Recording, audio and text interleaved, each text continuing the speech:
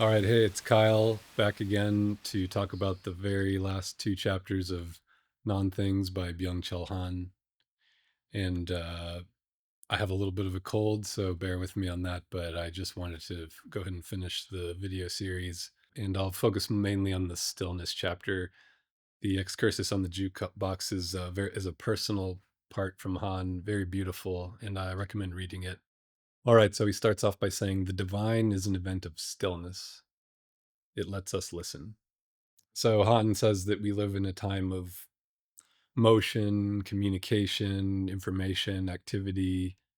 Culturally, it's sort of demanded that we share our opinion on everything, that we have a quick reaction to everything. This news event, this idea, we're on this side, we're on that side. We're compelled to communicate because hyper communication generates information, generates data, and therefore it generates money for the corporations that own the platforms on which we communicate.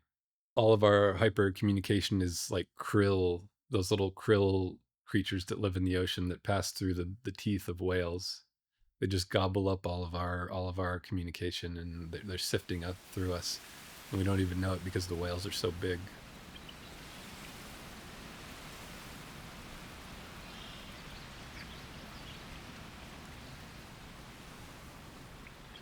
Han in this chapter is going to invite us to think about stillness and the advantages of stillness, and to think about why stillness is difficult to achieve these days.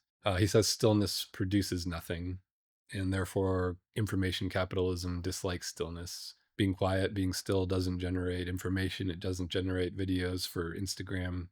It doesn't generate outrage for the algorithms to manipulate and exploit. It's actually that information capitalism that produces our compulsion for not being still, for communicating, for information.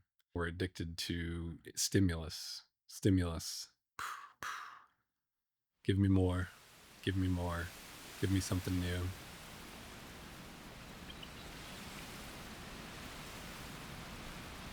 Stillness emanates from what is unavailable. What is not available stabilizes and deepens our attention. When everything is available and accessible, attention remains shallow. The gaze does not linger. Like that of a hunter, it wanders. And so, as everything becomes increasingly available through searching on the internet, and if you can't find it there, you can just make it up with AI. You can make up a picture or a story or a video. It's almost like nothing doesn't exist anymore. Nothing's inaccessible, nothing's unavailable. What is so ruinous about digital communication is that it means we no longer have time to close our eyes. The eyes are forced into a continuous voracity. They lose the capacity for stillness, for deep attentiveness. Noise is a visual as well as an acoustic filth. It pollutes our attention. Not out in some landfill, they're in our house, in our phone, in our brain, in our pocket. In the face of information capitalism and all these, you know, forces that are conspiring to capture our attention and everything like that, we have to develop new instincts and more noble instincts than just reacting like children to everything that we see on our phones like it's candy. We have to develop a new relationship to information the way that we've had to develop a new relationship with sugar, cigarettes, things like that. We have to develop our ability to discriminate, to be slower, to discern things, to tell new information to stop. The inability to resist a stimulus is destructive of the spirit. The inability to not react is a pathology, a decline, a symptom of exhaustion. We have to develop something called negative potentiality. Negative potentiality is the ability to do nothing. Without the ability to not react to all the information being beamed at us, we just become pinballs in the machines of these corporations.